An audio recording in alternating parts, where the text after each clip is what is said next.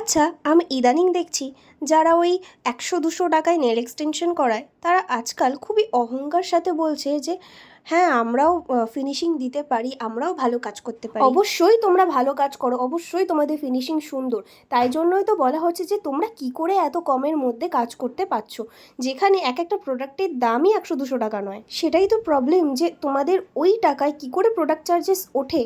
আসলে সত্যি করে বলো তো, আদৌ কি তোমাদের প্রোডাক্ট চার্জেস ওই ১০০-২০০ টাকায় চলে আসে? যারা এই ১০০-২০০ টাকার এক্সটেনশন নিয়ে ভিডিও বানাচ্ছে তাদের একটাই বক্তব্য যে আমাদের মার্কেটটা খারাপ হচ্ছে। অন্যান্য জায়গায় স্টার্টিং প্রাইসই থাকে ১,৫০০-২,০০০, আর এখানে তো মানে ১০০ টাকাতেও হয়ে যাচ্ছে। এখানে পুরোপুরি আর্টিস্টদেরকে দোষ দেওয়া যায় না, মানুষ যেখানে কমে পাবে অবশ্যই সেখানেই যাবে, কিন্তু তারপরে বলবে যে আমার নেল ড্যামেজ হয়ে গেছে। যাই হোক, পূজা এসে গেছে, তোমরা যারা আমার কাছে নেল এক্সটেনশন করতে চাও তারা স্ক্রিনে দেওয়া নাম্বারে অবশ্যই আমার সাথে যোগাযোগ করে নিতে পারো।